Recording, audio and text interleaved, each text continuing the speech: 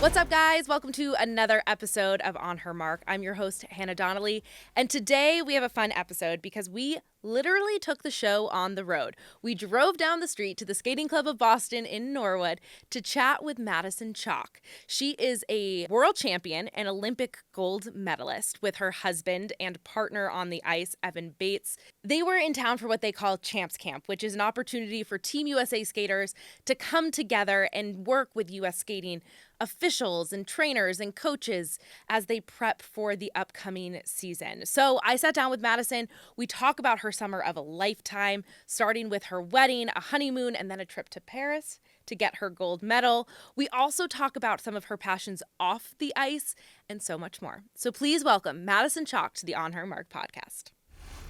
It's been a very exciting summer for you. Started with a wedding, honeymoon, Paris. Now we're kicking off this new season. How are you feeling?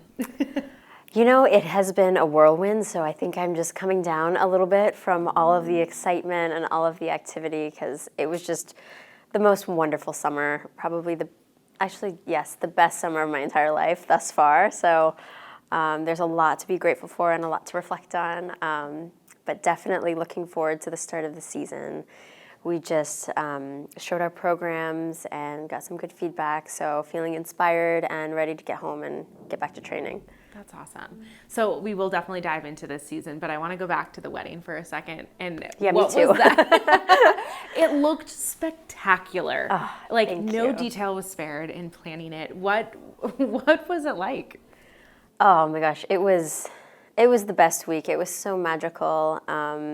Evan and I had such a great time planning everything and thinking about all of the little details, and we had a wonderful wedding planner who helped because it was a destination wedding, so we couldn't be there. We got to take one trip to Hawaii in December to kind of scout things out and do a tasting, which was so necessary. I highly recommend for anyone planning a wedding, see your venue, do a tasting, because there were little things that we wanted to change, but all in all, it was super smooth. There was honestly no drama planning the wedding. It was just, it all went even better than I could have imagined. Yeah, and so Evan is your partner on and off the ice in life. You guys have been skating together since 2011. When did you know that it was something more and that this was your life partner? I think we always had a really good chemistry and banter on the ice. We have very similar work ethics and values, so that was helpful that we were already aligned on those important things. But then about 5 years into our partnership, he told me how he felt about me, and I was like, oh wow, actually I think I have feelings for you too, sorry.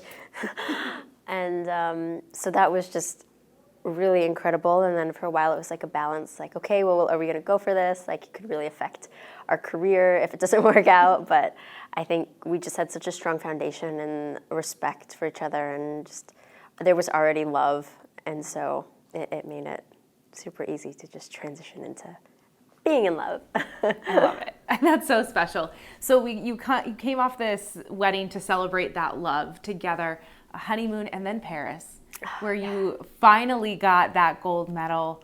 Walk us through getting the call that you get to go, and then receiving it in front of the Eiffel Tower, all of it. Well, we were actually in Japan after the wedding, so we came home to train for a couple weeks and get our programs in order and feel better about how we were prepping for the season. And then we left for a tour in Japan, and then when we were in Japan, we found out that we'd be going to Paris. So it was kind of unexpected. To be honest, I was kind of like, I don't know if it's going to happen. It's probably not going to happen. Like, the Olympics are starting in a week. Like, it seemed like a long shot. And then we got the call, and we were so excited. But luckily, U.S. Figure Skating and the U.S. OPC had already had things kind of in motion. So if it were to happen, they just it's like a domino effect, and everything was in place to move forward. So we were really lucky that we had a team with such great organization to make it happen so quickly and smoothly, because there were a lot of moving parts and a lot of people in play. Yeah. But it was great, and it ended up being even better than I could have ever imagined. Yeah. And it was like so special to see the team back together and to then just get to, I know we talked yesterday about to experience the Summer Olympics. Like you've had so many experiences with the Winter Olympics. What was the biggest difference that you saw there? The weather. The weather, and then just like the magnitude of people. I think the Summer Olympics, this one in particular, I mean, I don't have experience with other ones, but the Winter Olympics is usually split into two villages. You have the mountain village and then the coastal village, because the sports require such different venues. So it's hard to have everyone together. And I feel like at the Summer Olympics, it's a lot more central and localized, especially in Paris, where all the venues are just in the city, which was absolutely incredible too. Like the venues on their own are stunning. And then you add the Olympic feeling and the spirit, and it just makes it all that much more magical. So I think just the scale of the Summer Olympics was the biggest thing, and also the weather. The weather was warm all the time, which is great. What was it like to be, I mean, obviously there as an athlete, right, receiving the gold medal, but as a fan, like to kind of be on the other side, to not have the pressure of competing while you're there? It was amazing. It was so fun. You have all of the Olympic excitement, plus we were receiving a medal, so it's not like we were just going to spectate, which would have also been incredible, but to have a little bit of that athlete experience at the Summer Olympics and receive our medals underneath the Eiffel Tower is a dream come true, a dream I didn't even know I had until like the last two years when they were like, oh, what's your ideal scenario if you were to get your medal? And we're like, well, the Summer Olympics would be great. Paris seems amazing. Yeah. So it just really all worked out, and I'm just so excited and just thinking about it, but so grateful for the experience. Amazing. We'll talk about dreams here. When did you know? I mean, you started skating when you were young. Mm-hmm. When did you have the dream to be an elite skater and then an Olympian and champion and all these things?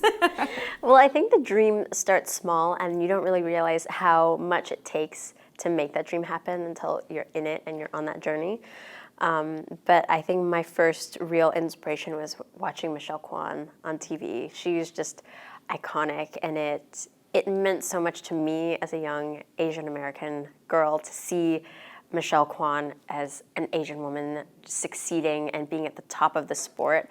I think looking back now, that really meant a lot, and just to like see that was possible and see her achieve it. And she's just still one of the most brilliant performers ever, and I still get chills watching her videos when she posts them on Instagram. But yeah, I think that was like the biggest inspiration for me, was seeing her compete in the Olympics, and then I was like, oh well, I want to do exactly that. Yeah. And so my parents, I'm so lucky. I have the most supportive parents, and they supported that dream and moved all the way across the country when I started ice dance so I could train with the best coaches, and moved to find a great partner. So it takes a lot. It takes a lot that goes into it. Yeah. And I know now, we're talking about Worlds being here in Boston coming up, but there's a lot that has to happen just in the season alone. What are you looking forward to as we kick off this next season, coming off of this high summer? I think there are so many different parts of the season that are exciting. Right now we're in the creative process still, kind of developing the programs and the concepts and the costumes. So that's really exciting and one of my favorite parts. But then I also really love when we're training and we're in it, and the repetition of it and feeling the improvement day by day. So in these different stages, there are different things to look forward to. And then it's all gonna cap off in Boston at a home World Championships. Our last experience in Boston in 2016 was incredible. The crowd was amazing. It was unforgettable. So I have no doubt that it will be just as memorable, if not more, this time around. So you mentioned the costumes, and you design your costumes, don't you? Yes, I do. Okay, tell us, where do you get the inspiration? Where does this passion come from? I want to know all about this. Oh, well, I have always had a passion for fashion. I love it. But even since I was young, like putting my outfits together just to go to school, things like that. And I've always loved drawing. And I think when I started skating, something that drew me to the sport was the beauty of the outfits, the elegance, the flow of the skirts. And I don't know, I always had ideas of like, oh, if I skate to this music, I could wear this dress and it could look like this. So it was just a very natural fit with my personality, I think, the design process. But yeah, inspiration comes from everywhere. Mainly the music and the storyline. I kind of need to get a feel for what the program is going to look like and how our movements are, if the costume needs to enhance the movements or if the color needs to tell a bit of the story. So there's so many different things to think about. Yeah, there's a lot of different elements to it. How long does it take you to I guess, come up with the idea to then execution and have it in hand? It varies. Like the design process for me varies, like how often I draw or how many sketches I make. Sometimes I'll make like 5 and then I'll make 10 later and then I'll go back to the first 5 and be like, oh, well, actually I like this one the best. Or sometimes it'll be like I've done 10 or 15 and then I do another one and I'm like, oh, actually the last one that's the one. But yeah, and then from that, once we had the design, I go to my costume maker, Mathieu Caron, and his process is pretty quick. He makes sure he has the fabric and the stones, and we pick all the colors and the materials. And I would say he can make the costume, he can make them pretty quick, honestly. Like I've had costumes done in a week. But that was like an emergency. That's not fun for anyone. Yeah, When like, they have to be made that quickly. quickly. That's a normal thing. And he's like, this isn't even the quickest I've ever had to make a garment. I'm like, what? Yeah, so he's good. He's great. He's very speedy with his team. Yeah. But generally, I think we'll take a little bit longer just to make sure, like, if we want a specific fabric, that it can be ordered, and then we put all the fabrics together and see how they work. Yeah. Do you have a favorite that you've designed so far? Oh, that's a good question. It Maybe might be the like next one. Yeah, yeah, it's the next one. Be like kind of picking your favorite child, right? Yeah, like, Tell me it's so that. hard. I love them all. I mean, there have been so many fun ones, even like from the rhythm dance, which I feel maybe people don't remember as much because, I don't know, people just tend to remember the free programs, or that maybe that's just my opinion, but there were some rhythm dance ones I really liked. The snake, the alien, the fire costume, the time costume, which actually I kept tweaking it throughout the season, like just like a little more finishing touches. But the final version at Worlds, I think I really liked a lot. Yeah, and you draw outside of just designing. Yeah, you're a phenomenal artist. Oh, thank you. What do you like drawing outside of designing? Honestly, I wish I made more time to draw more. Really, during the pandemic was when I kind of got back into drawing and just like drawing for fun and not just to make costumes, which I also love, but. Yeah, it kind of has like an end result, a work result. And I started drawing portraits. So at first it was just portraits of my friends, just photos I had on my phone. I would just draw them in pencil. And then it was, I don't know, what was in the news, like Ruth Bader Ginsburg had passed away during that time. And so I wanted to honor her in my way. And I drew a portrait of her. And that's probably one of my favorite portraits that I've drawn. Just because she's such a powerful and like meaningful person who's done so much for women and the U.S. So that was really nice. But yeah, I don't know. I want to get into painting and other things, and I have all the supplies. They just kind of sit in my like storage little box. But yeah, definitely want to do more artwork. That's amazing. Well, you're very talented at it, so I'm sure. Thank you. In time, it will all come, right? Yes, eventually. As we wrap up here, I think last night was so spectacular to see the performances, but also to see the way that the crowd, received you guys, especially you and Evan. People were thrilled. What does it mean to you to have? I mean, you looked up to Michelle, growing up, to have these young athletes look at you and want to be like you? Honestly, at times it's kind of surreal because I still feel like sometimes like that little girl who's still like looking up to people that inspire me, and to kind of think that maybe I'm that for some young skater is it's an honor, honestly, and I just hope I can keep inspiring them to be the best versions of themselves, and I'm here to help and inspire in whatever way they need. Mm-hmm. What would 5-year-old Maddie think of all of this? Oh, I think she'd be so thrilled. She'd be excited. Yeah, super excited. I've always loved Paris, and that was like a huge turning point and like just moment in our lives. So I think she'd be really excited about Paris, and she'd probably ask me to eat a baguette and bring back some chocolate and butter. Well, did you eat a baguette and bring back some chocolate and butter? I did. I didn't bring back the butter, unfortunately. Okay. But you just have to go back. Yeah. Okay. Why not? And you love to travel. I do. Bucket list travel destination.